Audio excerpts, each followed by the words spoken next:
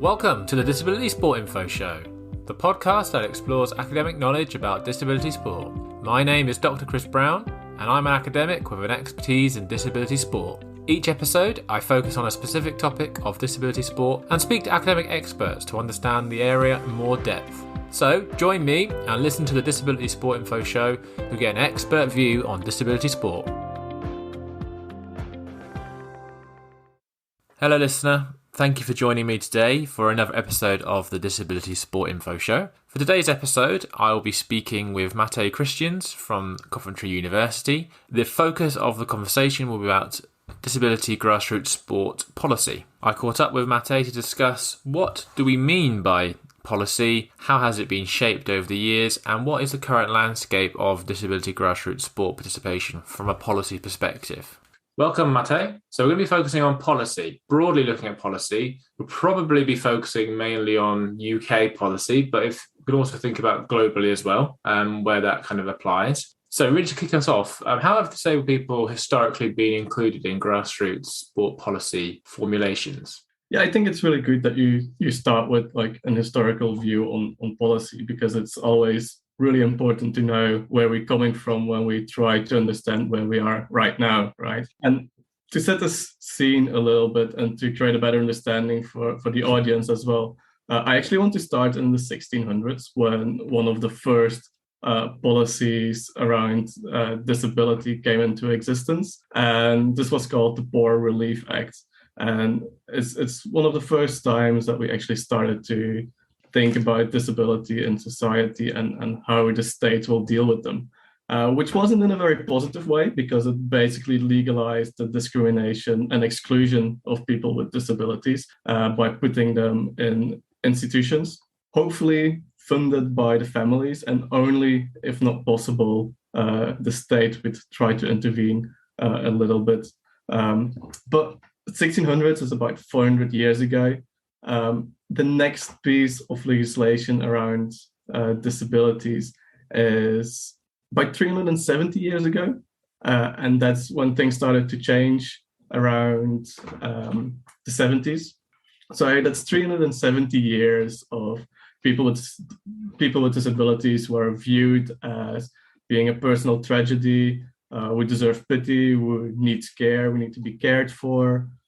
370 years is a very long time. So that's why I wanted to start there, because that's still very much shaping how people with disabilities are viewed and can act in today's society.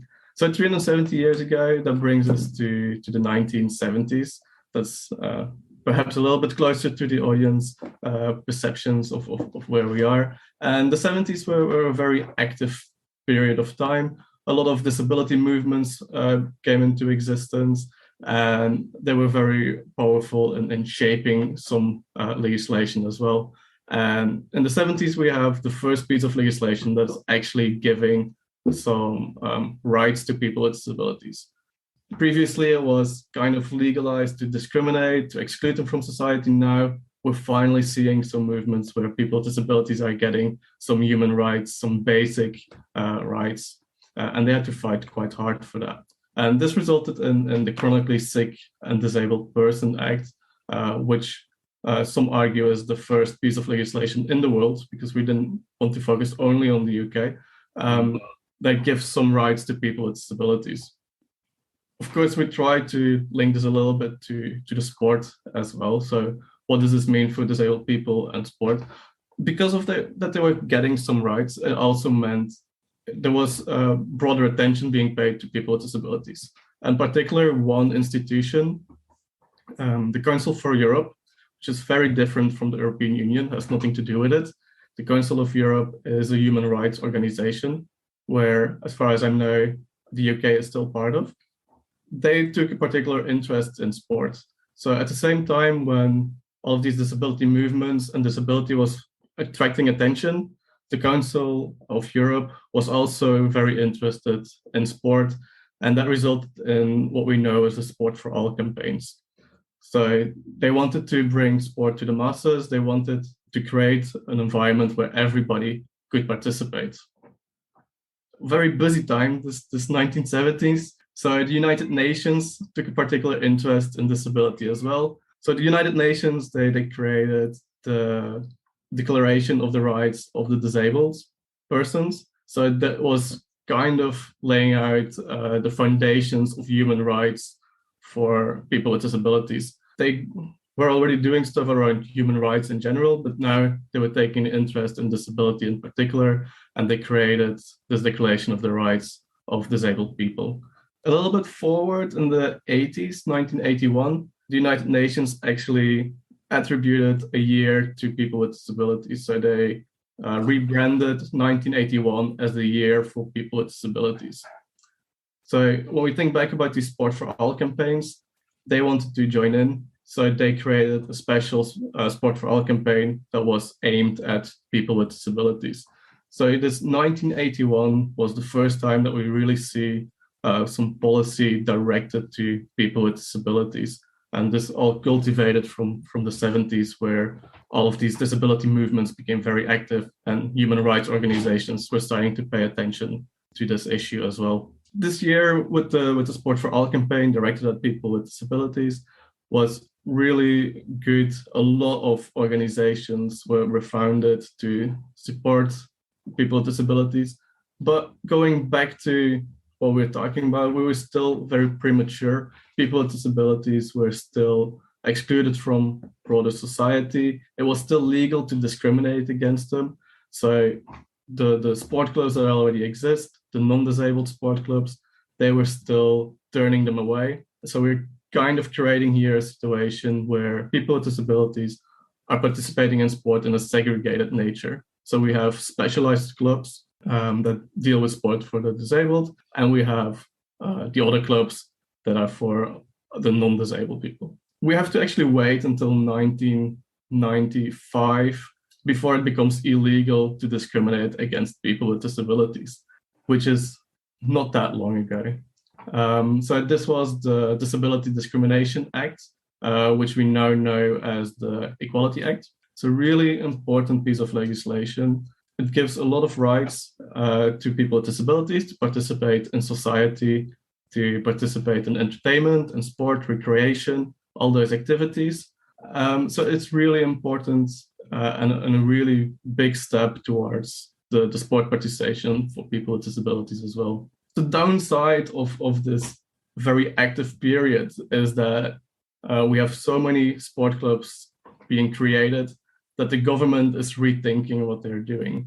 The sport landscape is becoming so complex with so many different sports, different structures, non-disabled sports, sport for the disabled, a lot of clubs coming into existence, and they're kind of worried about how they're going to fund this all. It's too complex. From that perspective, they started thinking, okay, how can we simplify the sport landscape? How can we save money on sport? So they decided that they were going to integrate disability within the existing non-disabled sport structures. And this the start of a concept that we call mainstreaming or integration, where we want to make the non-disabled structures responsible for disabled sport participation. So we're talking about around 395 years of exclusion, segregation, to then come to this policy of inclusion within the existing sports structures and where we want to welcome them.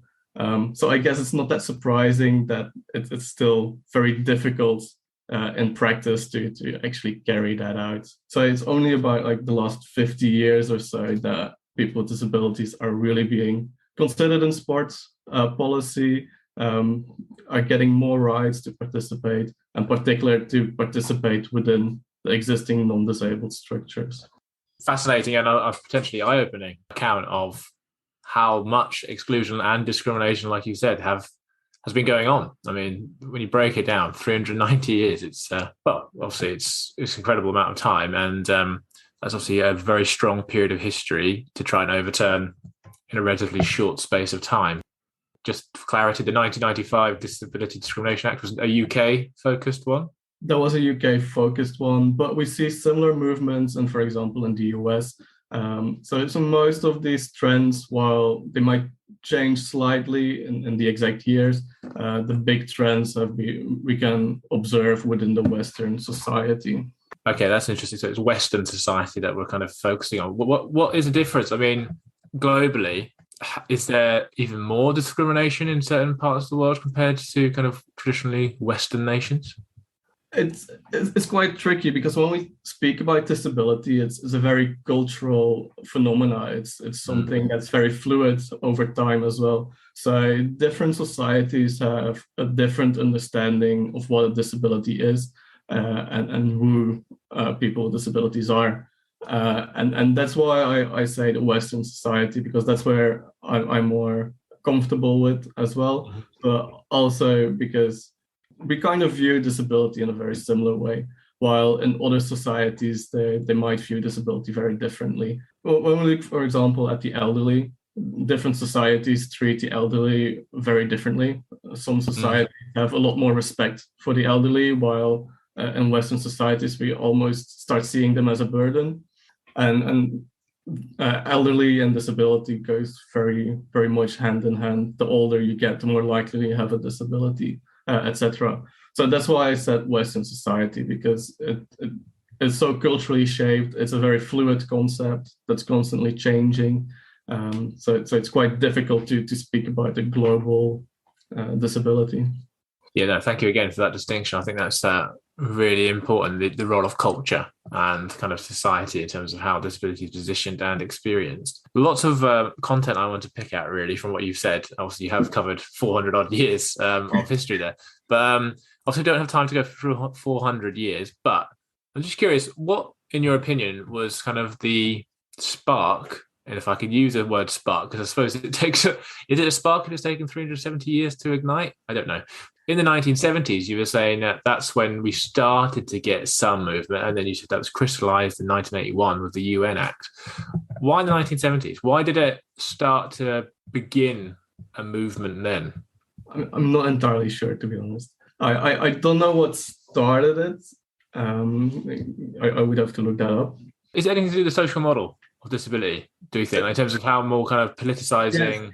In the 70s, we have all of these disability groups that are very vocal about the rights for people with disabilities, and loads of protests. And one disability group in particular was very influential. And before that time, we viewed disability as a medical issue. Somebody is missing an arm, it's a medical issue.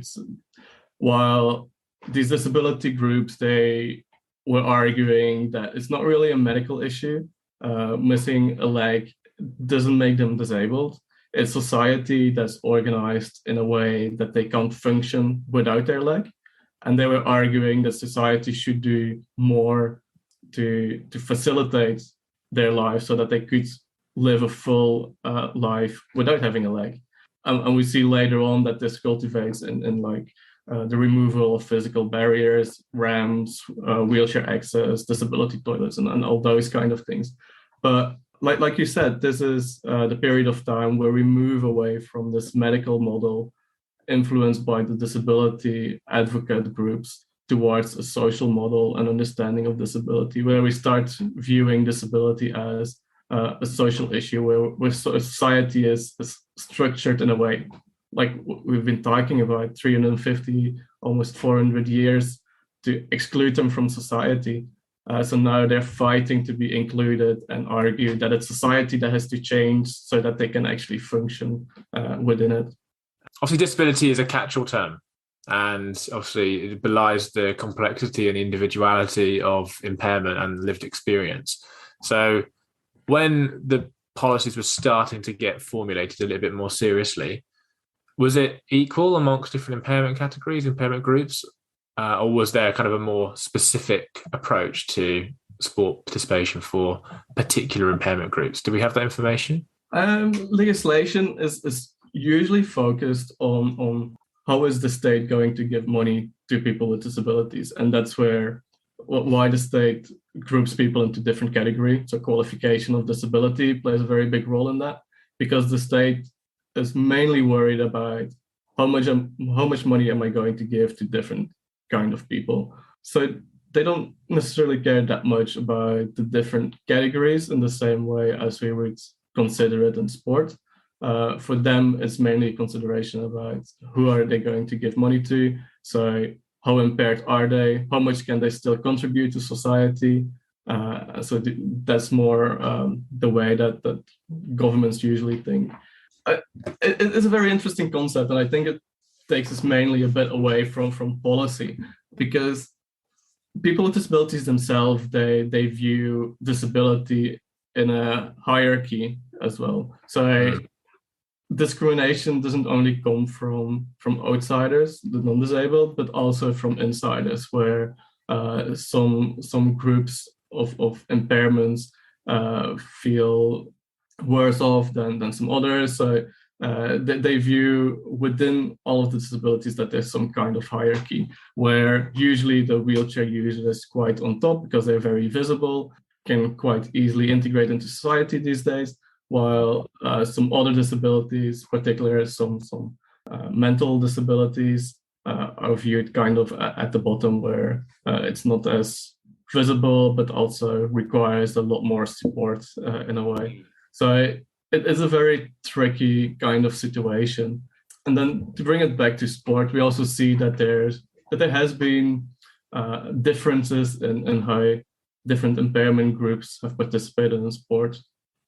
People with hearing impairments, we don't always consider them to be disabled themselves, because they just consider them as being of a language minority because they speak in sign language. They've been very early with sport participation, while other groups kind of evolved from the paraplegic and the rehabilitation kind of side of sport. Yeah, and it's a bit beyond the scope of this discussion because we only have a certain amount of time. But I think maybe there's also a distinction between designing the policy and the implementation of the policy when it comes to access for sport participation. Policy today, like it kind of starts where we ended our last discussion, where we are in an environment where the non-disabled sport organizations are made responsible for disability sport as well. We can argue how successful that policy is. To receive government funding, it is now mandatory that you have a strategy or a plan in place to deliver sport to people with disabilities as well. And for those who don't know, sport policy in England is created by Sport England, and we have a similar organization in Scotland, in Wales, and Northern Ireland as well. So they're responsible for setting out the strategy and policy within their regional area in terms of grassroots sports, what we're talking about here. So they've been tasked by the government to basically spend their money on projects and sports to improve the situation. When we look at current policy, it's really focused on still the Sport for All idea, and particularly on the what they call underperforming groups. So all of the groups of people, usually this has historical roots, who don't participate in sport as much. Includes people with disability, but also for a very long time, women, people from minor ethnic backgrounds, elderly, and some other groups. So the policy that Sport England creates and what's active at the moment is really focused on diversity. How can we increase diversity? How can we get all of these groups participating more in sport? The big problem with this policy is that it's so broad and vague. And I think that's kind of been the problem for the last 10 years or so. They always talk about diversity and the need to increase diversity, and that we need inclusion in the broader sense of all of these diverse groups. When we look at one group in particular, in this case, people with disabilities, that there's actually not a lot of policy around this. So the only really big movement we see in policy is that they made it mandatory for these governing bodies of sport to create a plan for disability sports to get government funding. Again, the impact of this is reduced because Sport England is moving away from funding these big organizations towards more project-based funding. And at the moment, it's not really that much data yet about what the impact that is for particularly people with disabilities. Okay, very interesting. And it's non-disabled organisations that are kind of primarily now responsible for sport participation at the grassroots. And that was this concept of mainstreaming. And you also mentioned the concept of inclusion. For our listeners, are you able just to kind of define what that means in terms of the concepts, mainstreaming and inclusion, and what opportunities and challenges exist with those approaches? Quite tricky to define all of these terms because disability is a cultural-based phenomena. Language around is constantly evolving. So the four terms I would like to touch on is exclusion, what we talked about in the beginning of our conversation, about 390 years of exclusion where people with disabilities are not allowed to take part in society. In terms of sport, that means that they would have been turned away, they wouldn't have been welcomed. Then we have segregation. This is where we see the development of all of those disability sport clubs, where they get some rights, they're allowed to participate in sport, but it has to be in their specialized sport clubs. So that's what we call segregation. And then we have the concept of integration or mainstreaming. I believe these are quite synonyms to each other. Integration or mainstreaming is kind of comes from the educational sector. It happened there first, but it's where we try to place people with disabilities in a non-disabled environment. Issues with that is that we need quite a lot of support to include people with disabilities in a non-disabled environment, and those support structures are often non-existent or insufficient. And then we have inclusion, and inclusion is kind of this utopian ideology where people with disabilities can participate in the same activity in a non-disabled club, and that their participation is equal. Challenges with that are particularly found in team sports. It's really difficult to include a single person with a disability within a team sport because it would create a disadvantage for their team. While it's a lot easier to do so in individual sports where we're more focused on how they can participate within their club. And because it's individual, that should be able to take place quite easily. So inclusion is kind of what the government is always holding forward as this ideal that we need to achieve. From my own research, I've noticed that inclusion shouldn't necessarily be the end point, or not in the way that it's about placement of people with disabilities in a non-disabled setting. It should be about inclusion within sport in general, which also accepts disability sport clubs as an equal part of the sports system. It's proven very important to people with disabilities, particularly people who acquired a new disability.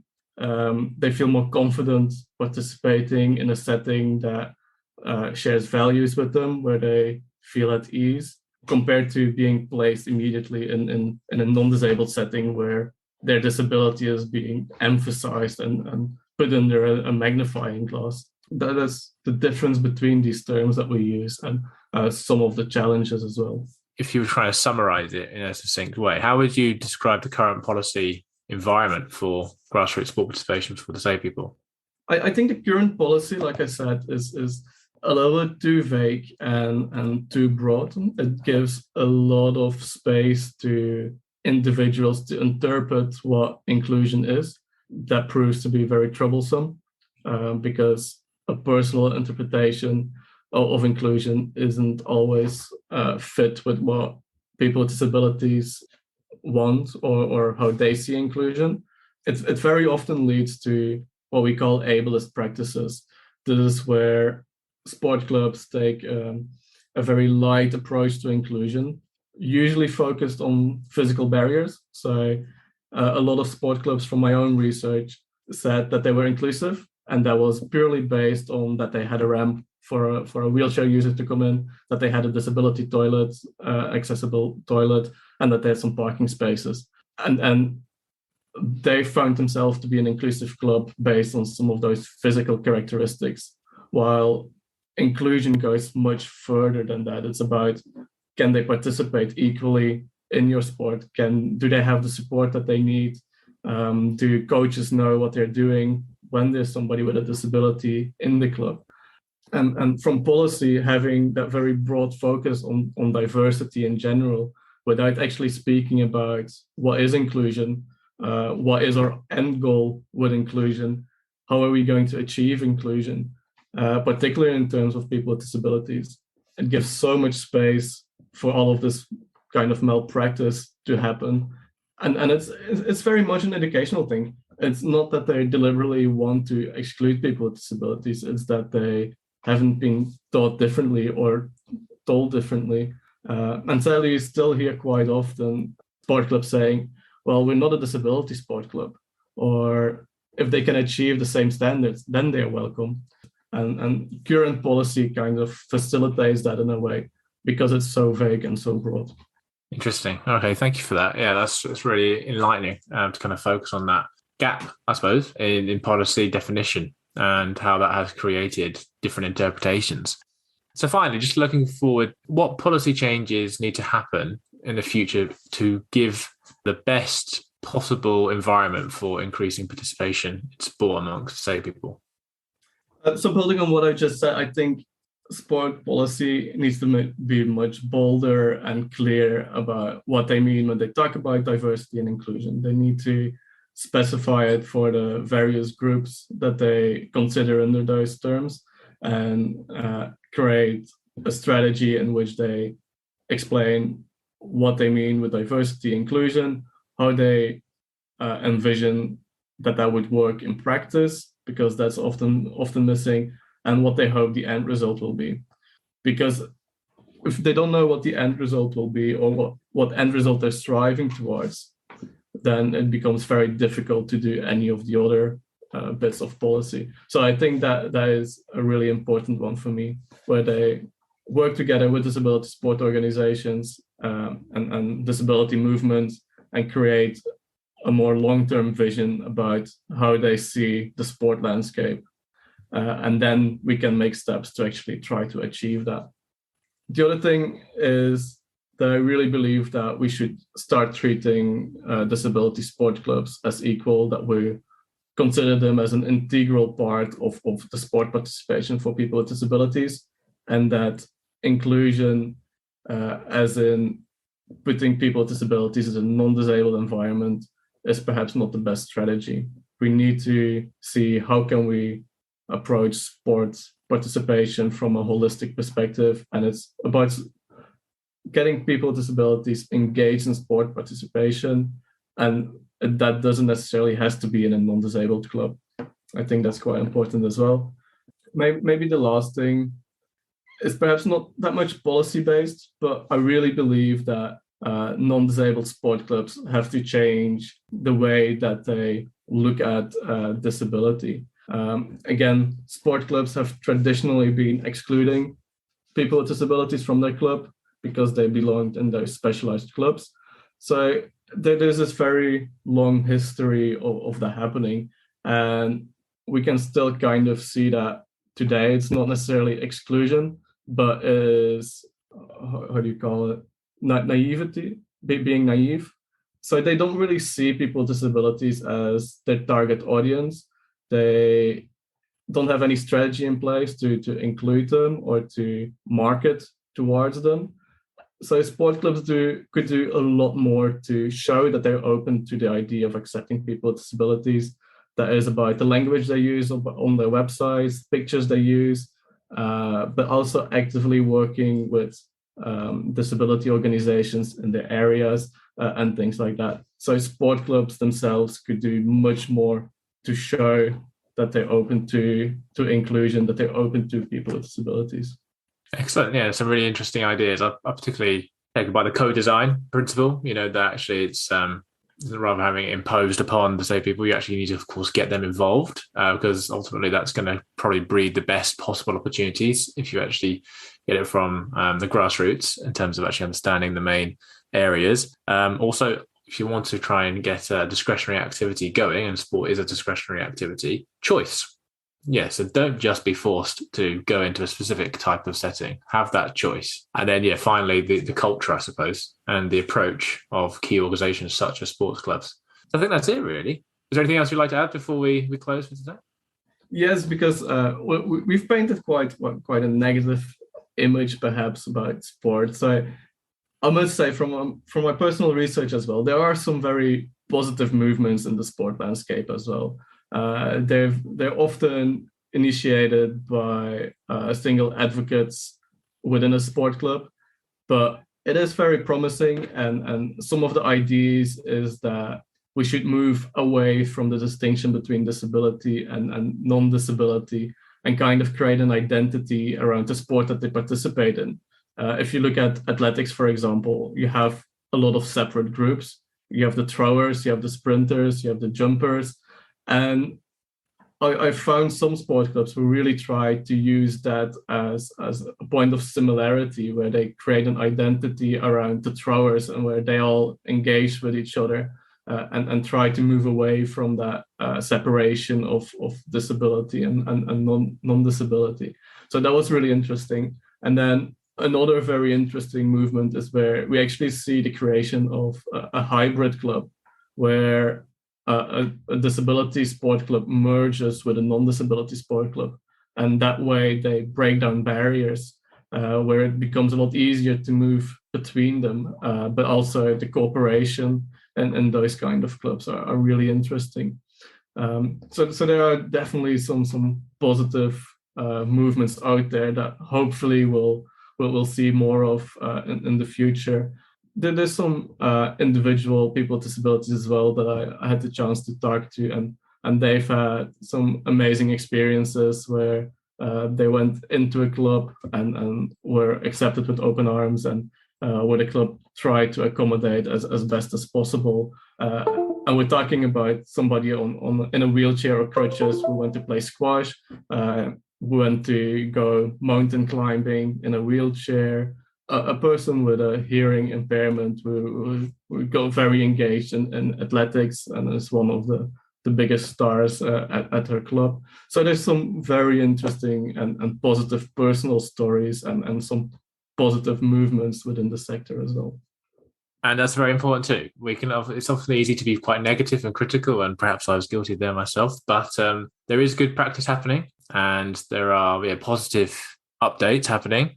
But obviously, like we began the discussion, there's been 300 odd years, 370, 390 years of discrimination. And so it's not going to happen overnight, is it? No, it's a long journey, and hopefully we can take small steps towards a more inclusive society and sport landscape. Yeah, and that's a perfect way to end. So we could have talked for a lot longer, I think, but our listeners have a finite amount of patience, I'm sure. It's really been fascinating to learn about how policy has developed. We even went all the way back to the 1600s to today. So thank you so much. Appreciate it. And it'd be great to catch up soon. Yeah, thank you for inviting me. It was very interesting to have this chat, and hopefully your audience will find it interesting as well. No, you're welcome. Thank you. That's the end of the show, listener. Thank you for joining me for another episode of the Disability Sport Info Show. I hope you've managed to learn a bit more about policy as a result of our discussion. Stay tuned for another episode of Disability Sport Info Show. Until then, goodbye.